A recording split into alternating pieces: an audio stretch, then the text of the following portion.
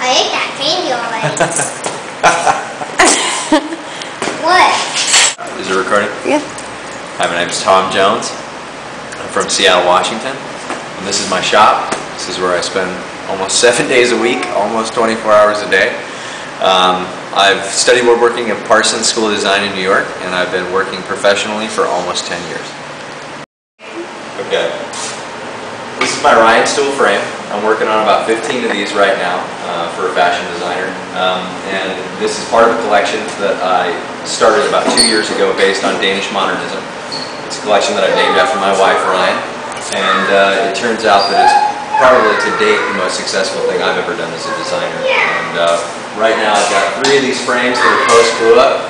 And I've got, these are the rough profiles before they go to glue up. And what I'm going to do is I'm going to take you through a demonstration on how we go from rough profile to finished profile on the router table.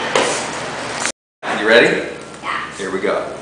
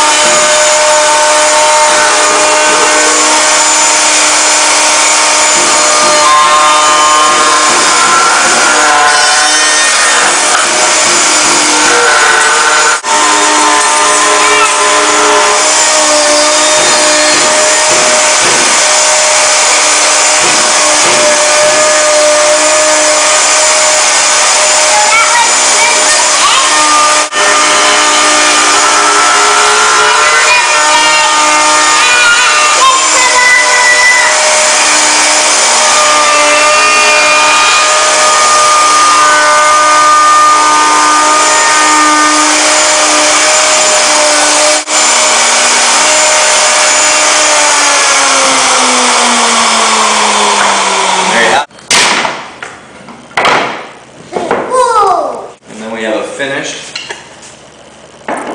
profile, ready for the glue up of a frame. Describe the most interesting project you've ever worked on. The most interesting project I've probably ever worked on was the Coffin residence in Palm Springs. And I think what made it the most interesting project was because of the significance of the property. It was a house that I had snuck into the property lines and tried to get pictures of when I was in Palm Springs.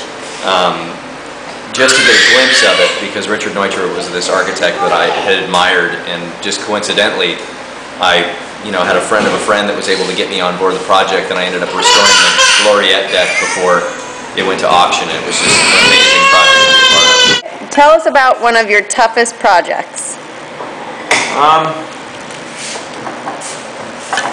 The toughest projects, I think, were all in New York, and they were all just projects when I was early on in my design and build career. They were all projects that were outside of the scope of work that I had ever done, and it was late nights and deadlines, and it was just really nerve-wracking to do stuff that you had never done, and you were trying to convince people you had done before just so you could make a buck, and it seems like a long time ago that those projects were happening, but I remember how difficult they were every day when I'm doing things, when I get orders for furniture that I've made so many times. No matter how much work I have to do, it's never as hard as those days where you were, pushing through doing stuff that you had never done.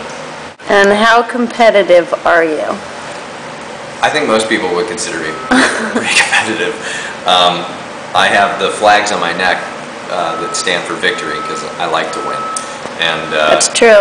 And and I take everything I do pretty seriously, and I don't like to lose, and I don't consider myself, if I do get this opportunity, to be somebody who will lose. So I'm going to be giving it my all. And why do you have what it takes to be the next dominator? If it revolves around wood and interior construction on a home, if it's made out of wood, I can, there ain't nothing I can't do out of wood. So that's pretty much the best reason I can give you, is this is my domain, so I will be dominated. I'm not going to say it. Go on, say it. I'm not going to do it. It's too embarrassing, baby. Okay.